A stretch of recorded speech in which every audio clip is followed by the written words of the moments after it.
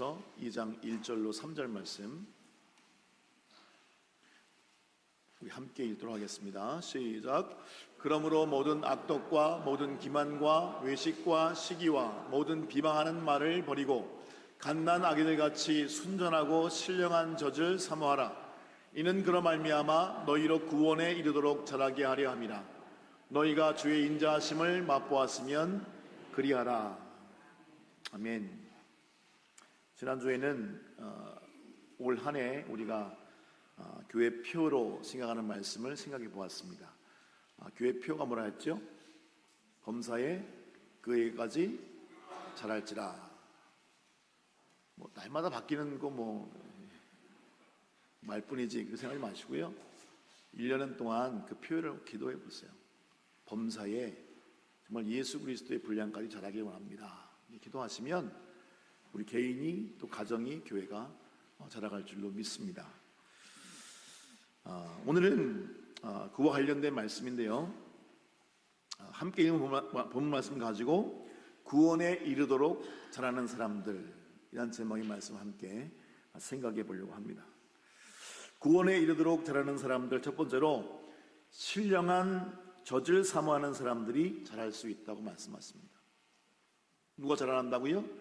신령한 젖을 사모하는 사람들. 우리 본문 1절 이하에 이렇게 말씀하고 있습니다. 한번 같이 읽어볼까요? 시작. 그러므로 모든 악독과 모든 기만과 외식과 시기와 모든 비방하는 말을 버리고 갓난 아기들같이 순전하고 신령한 젖을 사모하라. 이는 그로 말미암아 너희로 구원에 이르도록 자라게 하려 함이라. 라고 하세요. 말씀하시기를 순전하고 신령한 젖을 사모하라. 왜 사모하라고 하세요? 왜 사모하라고 하세요? 순전하고 신령한 젖을 사모하면 어떤 일이 일어납니까? 구원에 이르도록 자라게 하려 하심이라. 말씀하시기를 너희로 구원에 이르도록 자라게 하려 함이라고 하세요. 여기서 구원에 이르도록 자라게 하신다라는 말씀은 우리의 구원에 한 10단계가 있어서 1단계, 2단계, 3단계 쭉 올라가지고 10단계를 이루면 그때 구원을 이룰 수 있다, 구원받을 수 있다라는 말씀이 아니에요. 단계를 거쳐야 구원받는 게 아니에요.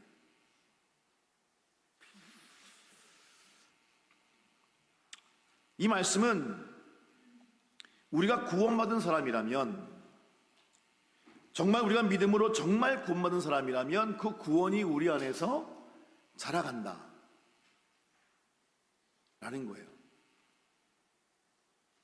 우리가 받은 하나님의 나라가 우리 안에서 자라서 그것이 구체화되어지고 그것이 가시화되어진다 라는 말이에요. 근데 구원받았다고 하면서 그냥 안 믿는 사람이랑 별 상관없이 비슷하게 사는 사람들은 조심해야 돼요. 정말 내가 구원받았는가 생각해 보셔야 돼요.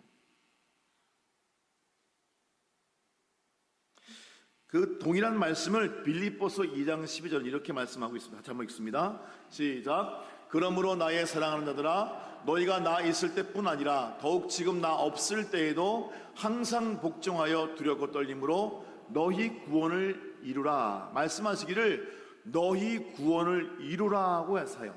이 말씀은 우리 힘으로 정말 우리의 구원을 이룰 수 있다는 말씀이 아니에요. 우리 안에 이루어진 구원, 그것이 진짜라면 우리가 진심을 다해서 우리의 삶 속에 그 하나님의 나라를 이루려고 하는 그런 마음이 있다는 거예요. 생긴다는 거예요.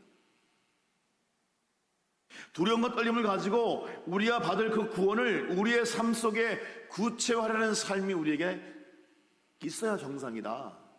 그것이 맞다.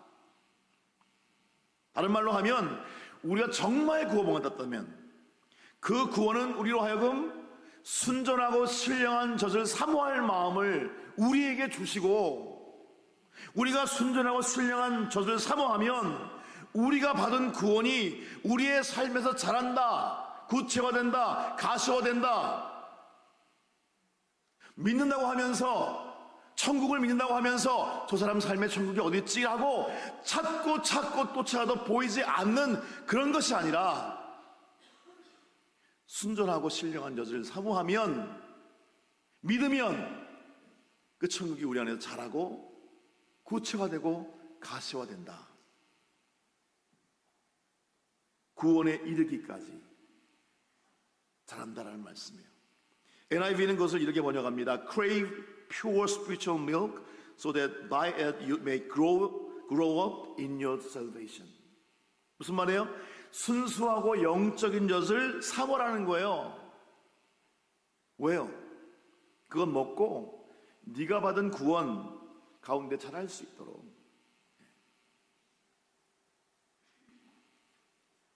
자라야 하는 거예요. 자라야 하는 거예요. 그러면 순전하고 신령한 젖이 무엇일까?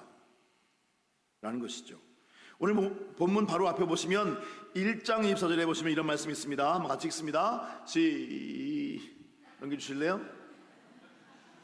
시작. 그러므로 모든 육체는 불과 같고 그 모든 영광은 풀의 꽃과 같으니 풀은 마르고 꽃은 떨어지되 오직 주의 말씀은 세세토록 이도다 하였으니 너희에게 전한 복음이 곧 이 말씀이니라. 우리 육체가 마른다는 게 뭐예요? 우리 육체가 죽는다는 거예요. 꽃처럼. 우리 육체가 마른다. 우리가 그토록 잡기 원하는 세상 영광이 떨어진다. 꽃처럼. 화려해 보이는데 그것이 떨어진다는 거예요. 그런데 다 지나가는데, 다 마르는데 영원한 것이 있다. 그것이 뭐라고요? 하나님의 말씀. 말씀하시기를 오직 주의 말씀 뭐라고요? 세세토록 있도다. 영원하다라는 말씀이에요. 영도 하고 하고 세상 영광도 다 사라지는데 하나님의 말씀은 늘 맞다. 하나님의 말씀은 영원하다는 말씀은요 늘 맞다라는 거예요. 말해놓고 없어진 말씀이 아니에요. 그 말씀은 영원하다. 늘 맞다. 그 말씀을 믿으면 그 말씀이 반드시 이루어지는 것을 본다.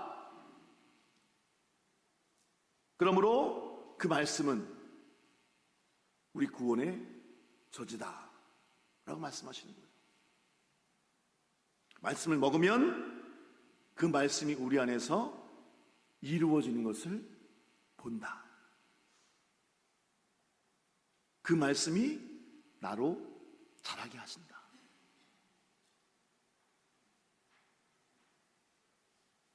그래서 말씀은 뭐다? 신령한 젖이다.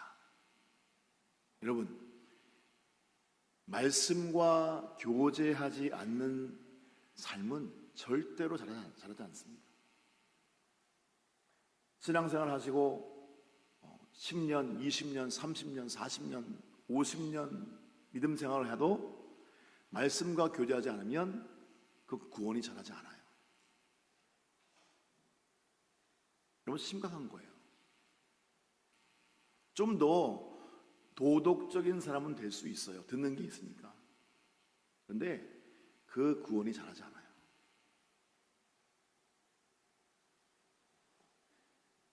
그래서 신령한 젖을 사모하라. 여러분, 갓 태어난 아이에게 정체성이 있을까요? 갓 태어난 아이가 정체성이 있을까요?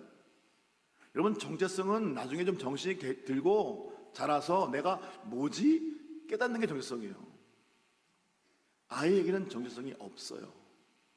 아이가 존재하는 것은 자라기 위해 존재하는 거예요. 그러니까 본능적으로 살기 위해 싸우는 거예요. 그래서 아이들은 젖을 찾아요. 여러분, 아이가 막 울면, 오늘 아침에 2가지라 했는데 생각해보니까 3가지예요. 막 울면 3가지. 하나는 뭐예요? 나 쌌어요. 나 쌌어 이거예요. 갈아주세요. 두 번째 뭐예요? 나 아파요. 나 아파요. 아프면 울어 얘가. 마지막 한 가지 뭐예요? 나 배고파요, 배고파요. 나 먹을 거 주세요. 이거예요.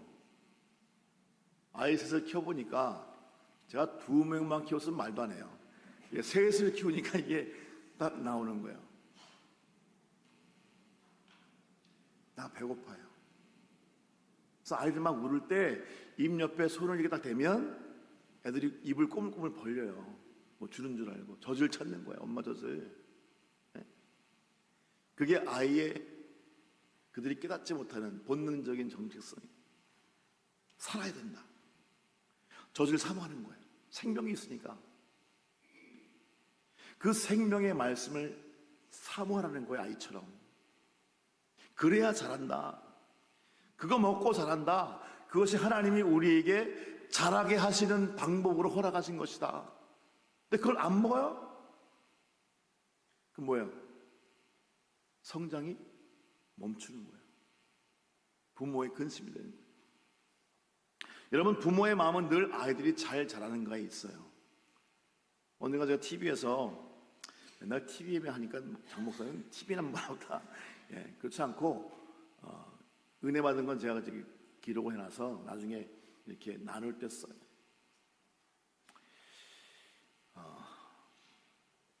언젠가 잘 자라지 않는 딸을 둔 한 부부의 이야기를 TV에서 본 적이 있어요.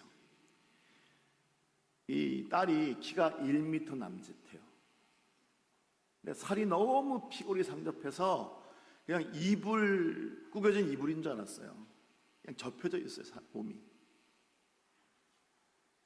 나이가 31살인데 관연한 딸이 그렇게 이불처럼 구겨져가지고 젖을 빨고 있어요. 뇌성마비예요. 어느 순간에 성장을 멈췄어요. 아침에 일어나면 엄마가 물수건으로 아이를 닦아주는데 막 닦다가 아이를 이렇게 들쳐업고 가벼워요. 그냥 스케치북 한 장 들은 것처럼 들쳐업고 화장실 가서 아이를 닦아줘요. 밤새 잠옷에 실례를 한 거예요. 인터뷰를 하는데 엄마가 결국은 울음을 터뜨려요. 하는 말이 속을 썩여도 건강했으면 좋겠어요. 라고 하면서 자기 평생에 한 가지 소원이 있대요. 이 아이가 자기가 밖에 나가고 들어오면 벌떡 일어나서 다녀오세요. 벌떡 일어나서 엄마 오셨어요. 이렇게 한번 말을 하는 소리를 들어봤으면 좋겠대요. 다른 사람들은 다 매일 듣고 있는 건데 이 사람은 그게 소원이에요. 평생에 내 딸이 일어나서 내가 나갈 때 엄마 다녀오세요 라고 한 말을 듣고 싶대요. 소원.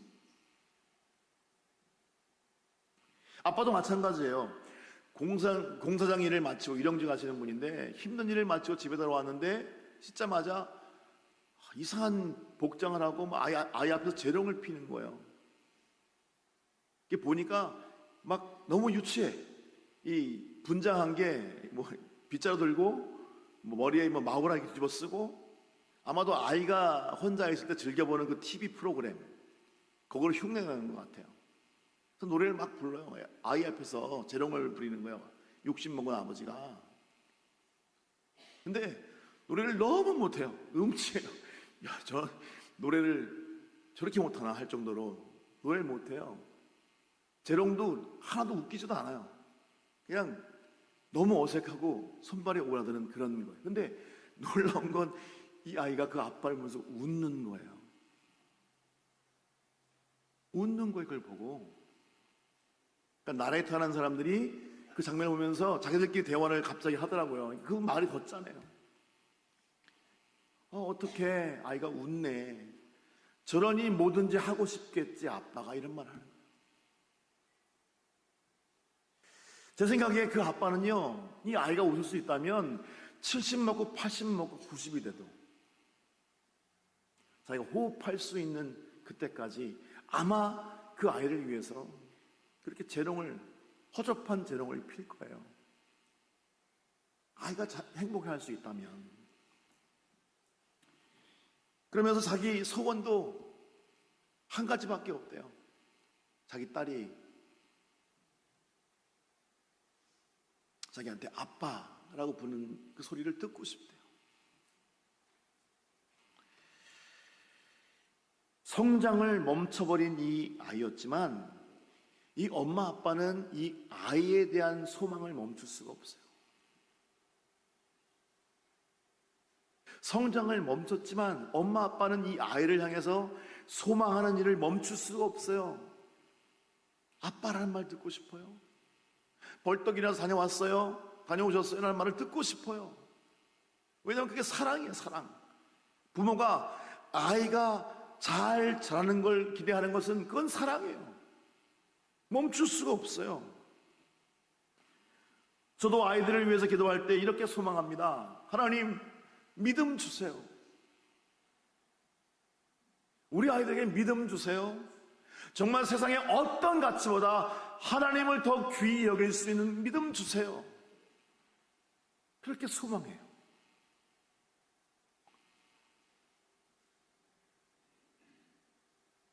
아마 이 마음이 십자가에 달리셨을 때 예수님이 죽었던, 죽어 있는 당신의 백성들을 향해 가졌던 마음이 아닐까.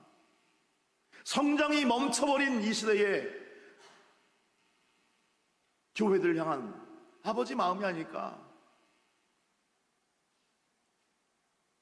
우리가 연약해서 멈춰버렸는데 하나님은 여전히 소망하세요.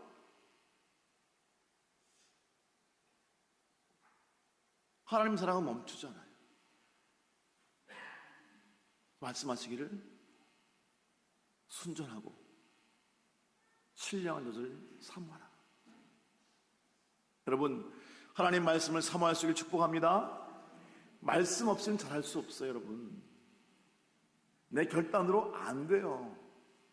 하나님의 은혜를 통해 잘할 수 있는데 은혜는 말씀을 통해 오는 거예요.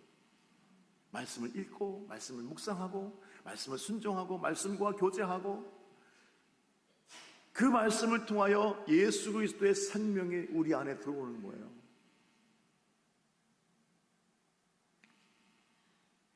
두 번째로, 구원에 이르도록 자라는 사람들. 두 번째는 악에서 떠나는 사람들이에요.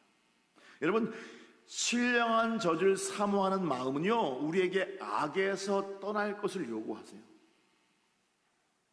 신령한 젖을 사모하는 사람들이 자라는데 그 신령한 젖을 사모하는 마음은 우리가 악에서 떠날 것을 요구하세요. 둘이 같이 갈 수 없어요. 악에 거하면서 신령한 젖을 사모한다? 극뻥이에요. 우리 1절에 한번 같이 읽겠습니다. 시작. 그러므로 모든 악독과 모든 기만과 외식과 시기와 모든 비방하는 말을 버리고 갓난 아기들 같이 순전하고 신령한 것을 사모하라 말씀하세요. 여기서 그러므로라는 말이 중요해요. 이 그러므로라는 말은요, 우리가 왜 이 죄악들을 버려야 하는지 그 이유를 앞서 설명한 후에 그러므로 버려야 한다 라고 말씀하는 말이기 때문에, 우리 베드로전서 1장 18절 이와 같이 읽겠습니다. 시작. 너희가 알거니와 너희 조상이 물려준 헛된 행실에서 대속함을 받은 것은 은이나 금같이 없어질 것을 된 것이 아니요 오직 흠없고 점없는 어린 양 같은 그리스도의 보배로운 피로 된 것이니라. 무슨 말이에요? 우리가 대속함 받은 것, 우리가 죄인인데 지옥 갈 인생들인데 우리가 속죄함을 받고 지옥까지 아니고 천국 가는 인생이 된 것은 금이나 은같이 없어질 같은 돈 몇 푼 주고 된 것이 아니라는 거예요. 헌금 많이 한다고 천국 가는 게 아니라는 거예요. 뭘로 대속함 받았다고요? 흠없고 점없는 어린 양 그리스도의 보배로운 피로 우리를 대속하기 위해서 하나님께서 죄 없는 인간의 몸을 입고 세상에 오셨다는 거예요. 그 보배로운 피로 대속함을 받았다. 그것을 믿는다면 어찌 그 죄악 가운데 거할 수 있느냐. 그러므로 이 죄악들을 버려야 하지 않겠느냐. 또 이순을 이어보시면 1장 2절을 이해하겠습니다. 시작.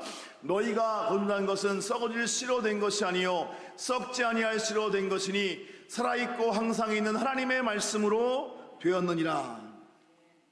우리가 거듭난 것은요, 하나님 말씀을 믿는 믿음으로 말미암아 예수 그리스도의 생명이 그 믿음을 통하여 우리에게 주어졌기 때문이다. 그러므로 모든 악독과 모든 기만과 외식과 시기와 모든 비방하는 말을 버려야 한다. 그것 가지고서는 우리에게 주어진 예수 생명 잘할 수 없다. 우리가 잘하는 것을 방해하는 그 죄악들을 버려야 한다.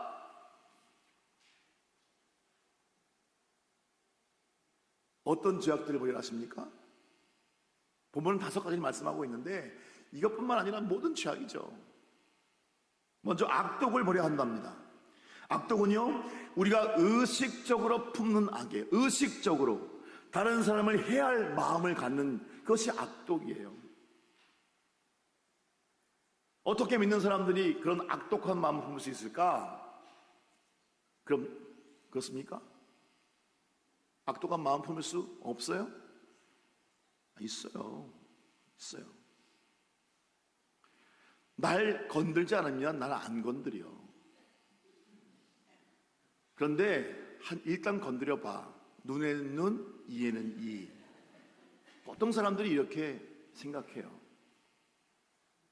난 건들지 않으면 난 안 건드려. 먼저 안 건드려. 근데 한 번 건들면 눈에는 눈, 이에는 이.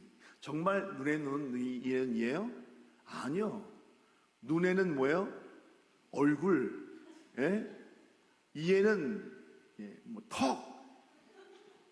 말로 받고 데려받는 거예요? 데려받고 말로 받는 거예요? 아무튼 적게 받고 많이 줘요.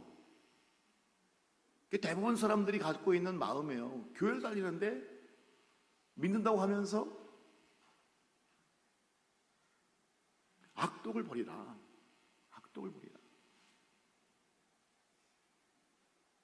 또 기만을 버리라고 하십니다. 기만은 속이는 거예요. 거짓말하는 거예요. 사단에게 속한 자들이 하는 거예요. 또 외식을 버리라고 하십니다. 외식도 따지고 보면 거짓말하는 거예요. 없으면서 있는 척하는 거예요. 안 하면서 하는 척하는 거예요. 속은 안 그런데 겉으로는 하는 척하는 거예요. 거룩한 것처럼, 헌신된 것처럼. 그거 버려야 한다는 거예요. 그거 버리지 않으면 자신도 속는 거예요. 내가 거룩한 것처럼. 그거 버리지 않으면 자신도 속는 거예요. 내가 헌신된 것처럼. 이 거짓말로 자신에게 유익이 있을 것 같지만 아니요, 그렇지 않다는 거예요. 사람들 앞에서 외식함으로 자신이 좀 더 거룩해 보이고 좀 더 헌신되게 보일 것 같지만 그 일로 말미암아 우리의 구원이 자라지 않는다.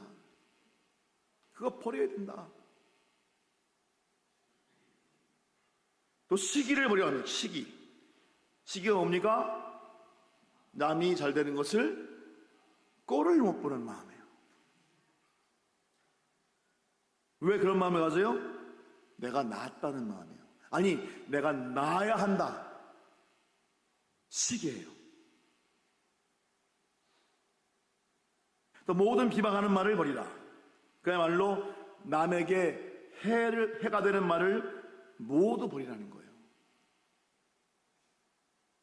남에게 해가 되는 말. 어디서 많이 듣던 말 아닌가요? 우리 가십하는 거 있잖아요. 모여서 남의 뒷담화하는 거 버리라 하시는 거예요.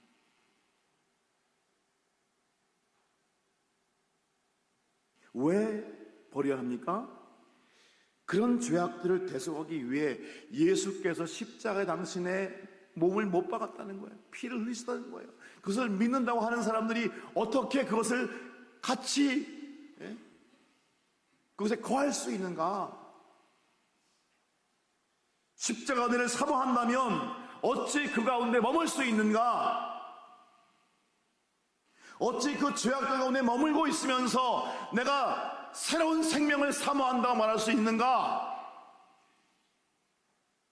정말 자라나기를 원한다면 악독, 기만, 외식, 시기, 비방 이런 모든 것들을 버려야 한다는 거예요. 이 5가지 뿐이겠습니까? 아니요. 우리 안에 숨겨진 많은 죄악들, 그 죄악과 싸워야 한다는 거예요. 그 싸우는 것이 순전하고 신령한 것을 사모하는 출발이라는 거예요. 여러분, 아브라함에게 하나님이 본토와 친척과 아버지 집을 떠나가신 이유가 있어요. 한번 같이 읽어볼까요? 창세기 12장 말씀 시작. 너는 너의 고향과 친척과 아버지의 집을 떠나 내가 내게 보여줄 땅으로 가라. 내가 너로 큰 민족을 이루고 내게 복을 주어 내 이름을 창대하게 하리니 너는 복이 될지라. 2층 유아실에 잘 들리세요? 예배 잘 들리세요? 잘 들으세요. 예배 시간이니까 2층도 예배 드시는 거예요 지금.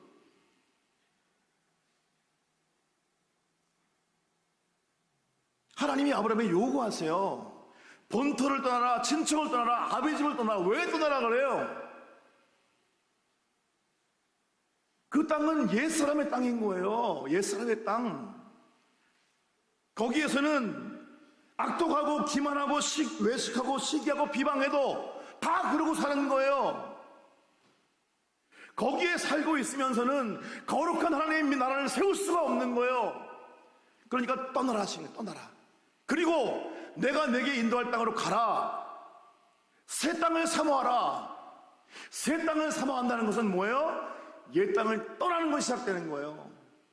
죄를 달고 살면서, 죄와 벗된 삶을 살면서 내가 새로운 땅을 사모한다, 그거 거짓말이에요. 위험한 말이에요. 떠나라는 거예요. 떠나지 않고는 새로운 것을 사모할 수 없다. 여전히 내가 나온 곳에서 얼쩡거리고 있다면 그 땅으로 들어갈 수 없다.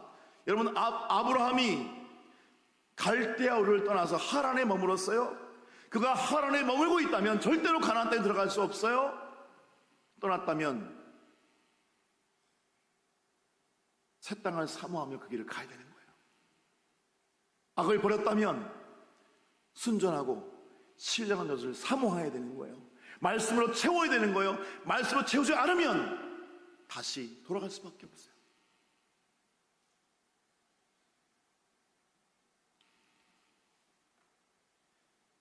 새 땅을 사모한다는 것은 옛 땅을 버린다는 거예요. 여러분, 올 한 해는 말씀과 교제하기를 결단해 보십시오. 예수 믿고 10년, 20년, 30년 지났는데 아무런 변화가 없다? 여러분, 두려운 말인 거예요. 둘 중에 하나요. 성장이 멈췄거나 아직 생명이 없거나. 말씀과 교제하셔야 돼요. 악과 싸우고 그리스도에서 십자가 믿겨진다면 그 은혜로 말미암아 악을 떠나고 순전하고 신령한 저를 사모하는 삶을 살아야 되는 거예요.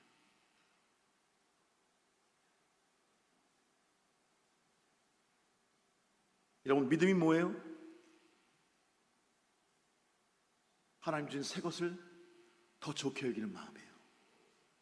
믿음은 하나님이 주신 새 것을 더 좋게 여기는 마음이에요. 전에는 그냥 피곤하니까 좀 쉬어야지, 이게 좋아요. 근데 순전하고 온전한 신령한 데를 사모하라 라는 말씀이 들어왔어요. 수요일에 가야지, 말씀 좀 배워야지, 새벽에 기도하러 가야지, 금요일날 기도하러 가야지, 이런 마음을 결단하는 거예요.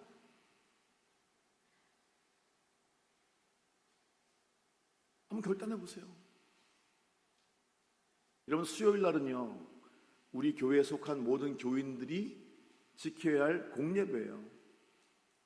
믿음이 좋은 사람만 나오는 게 아니라 우리 교회 성도라고 한다면 수요일날 나와서 하나님 말씀을 듣고 배우고 자라야 되는 거예요. 기본이에요, 기본. 한번 결단해 보세요. 하나님이 우리를 자라게 할 줄로 믿습니다. 우리를 자라게 하세요.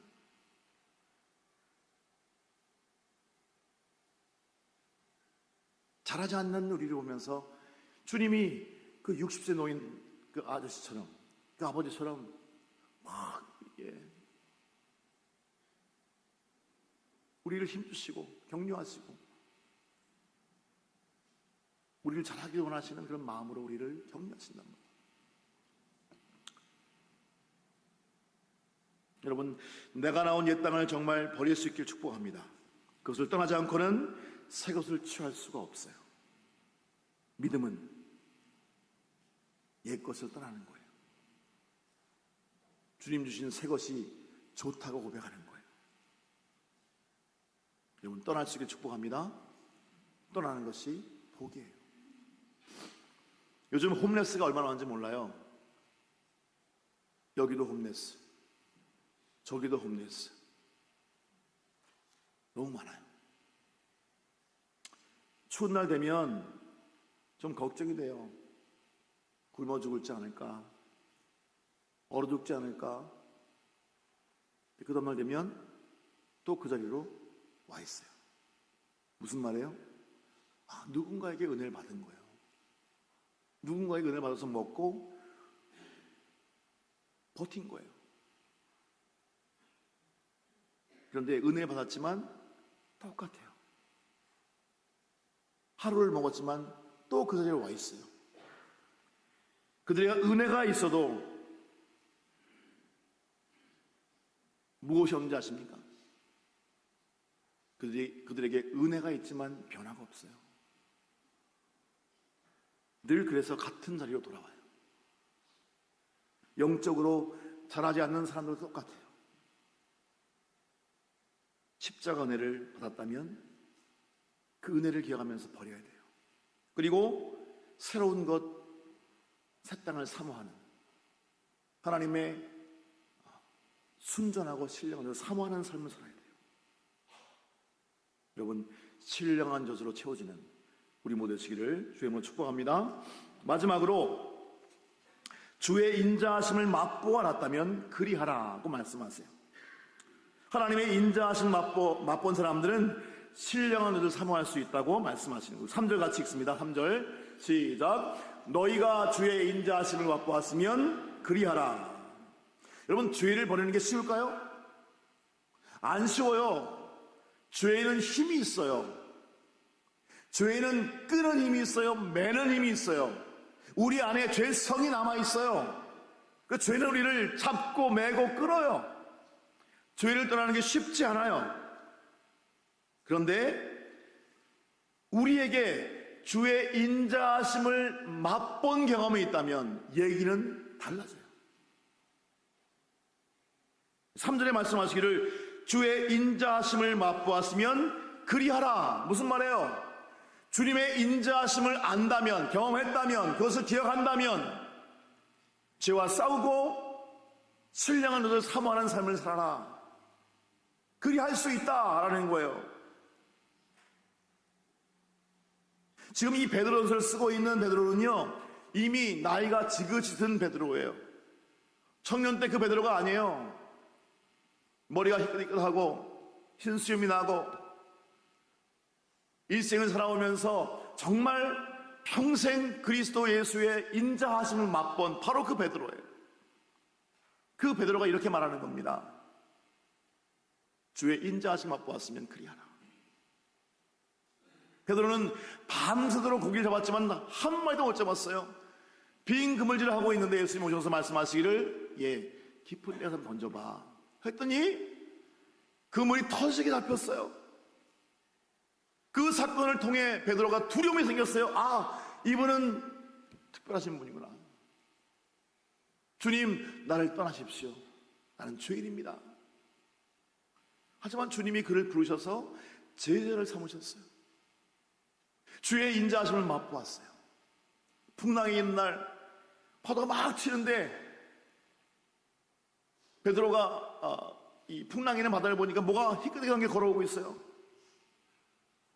두려워 말라, 내니 두려워 말라. 주님 말씀하시니까 베드로 말하기를 주님이 시오면 나를 오라 하십시오. 주님이 오라 하세요. 그 얘기를 듣고 이 베드로가 두 발을 풍랑 있는 바다에 놓고 걸어가기 시작합니다. 그런데 걷다가 풍랑을 보고 두려워서 빠져가는 거예요. 빠져가는 그 베드로를 주님이 손으로 잡으시고 구원해 주세요. 구원하시는 주님의 인자하심을 맛보았어요. 여러분, 베드로는 주님 따르는 게 두려웠어요. 예수님 잡히시고 구원한다고 가시는데 베드로가 주님을 멀찍이 쫓아갔어요. 너도 예수와 한패라고 말하는 사람들에게 나는 예수를 모른다고 3번이나 예수를 거절하고 부인했어요. 예수님께서, 불하신 예수님께서 요한을 찾아오셨고 물으십니다.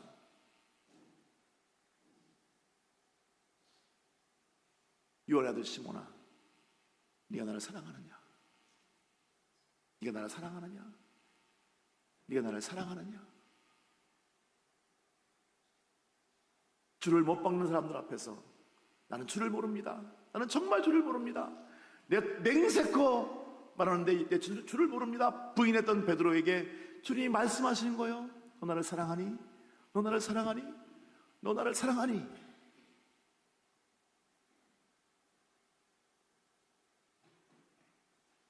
내가 주님을 사랑하는 줄 주님이 아십니다 라는 고백을 하게 하시고 베드로를 회복시켜 주세요.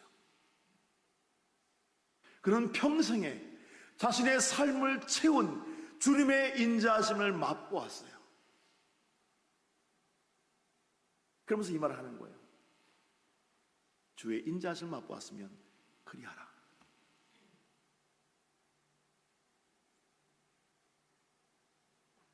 정말이지 실수 많고 갈대같이 흔들리는 그런 인생이었지만 하나님은 그를 반석인 베드로로 만들어주셨어요.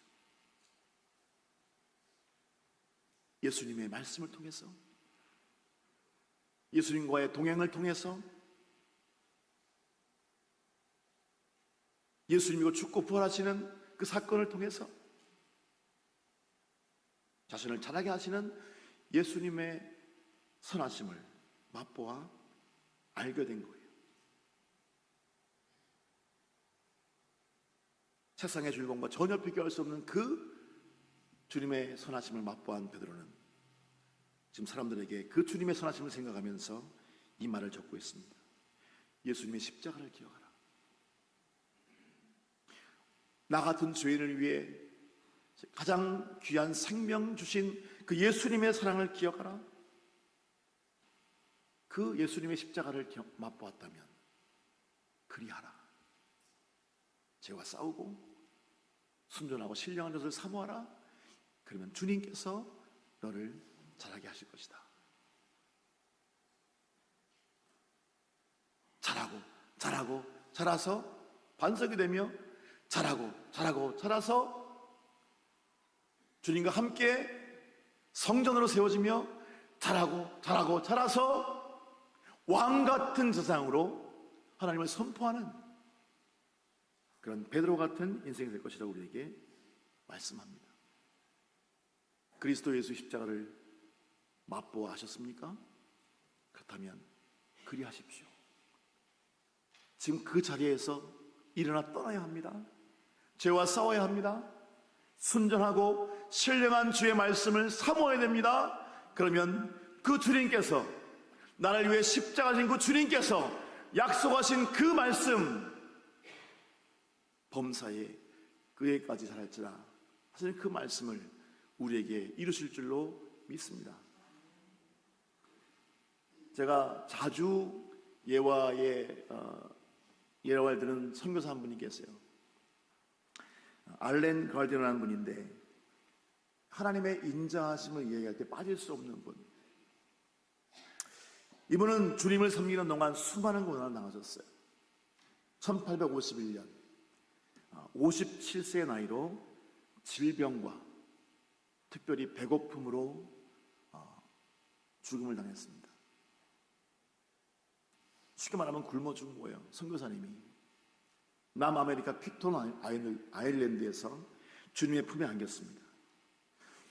여러분, 질병과 배고픔에 죽어갔던 이 선교사님 방에 그 시신과 함께 일기장이 발견됐어요. 마지막 썼던 일기 같아요. 글자가 바들바들 떨리고 있어요.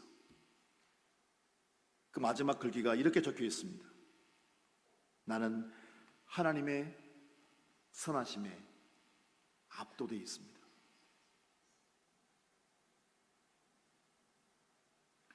세상은 이해하지 못합니다. 하나님 말씀을 전하기 위해서 여러분 선교사의 일을 하고 있는데 굶어 죽었어요. 병들어 죽었어요. 세상은 말하기를 야 하나님 없다 쯧쯧 이렇게 말할 인생인데 그분은 주님과의 교제 가운데 이렇게 고백하는 거예요. 나는 주님의 선하심에 압도되어 있습니다. 굶어 죽은 게 아니에요. 주님이 그분을 데려가신 거예요. 그분의 사역이 비록 우리의 세상의 눈에는 슬퍼 보이지만 하나님은 영광스러운 당신 나라로 당신의 사랑하는 종을 데려가신 거예요.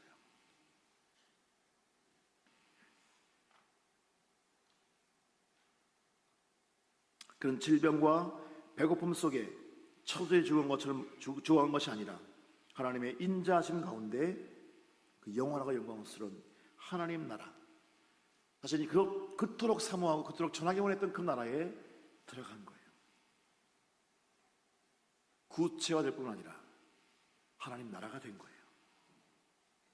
그렇게 자라날 수 있는 우리 모두 되시기를 주님으로 축복합니다. 결단으로 안 돼요. 노력으로 안 돼요. 순전하고 신령한 것을 사모할 수 있기를 주님으로 축복합니다. 기도하겠습니다. 하나님 은혜를 고맙습니다. 부족한 저희들을 사랑하시고 택하시고 구원하시고 우리를 인도하시는 주의 은혜를 인하여 감사합니다. 하나님, 베드로를 통해서 소아시아 지역에 흩어져 핍박받은 사람들에게 주님이 이 말씀을 하셨습니다. 죄악들을 버리고 순전하고 신령한 것을 사모하라. 이 말씀은 오늘 이 시대 성장을 멈춰버린 이 시대 교회와 성도들에게 하시는 말씀인 줄로 믿습니다. 오직 우리와 함께 하셔서 이 말씀에 귀 기울일 수 있게 하시고 우리가 얼마나 주님께로부터 멀리 있는지 얼마나 형편없이 넘어져 있는지 발견하게 하시고 신령한 것을 사모함으로 다시 한번 생명으로 회복될 수 있는 그 은혜를 허락해 주시옵소서. 올 한 해가 정말 주와 동행할 수 있는 하나 되게 하시고 특별히 말씀을 사모함으로 말씀 가운데 자라갈 수 있는 우리 모두 될 수 있도록 은혜를 베풀어 주시옵소서. 살아계신 예수 그리스도의 거룩하신 이름으로 기도하옵나이다. 아멘.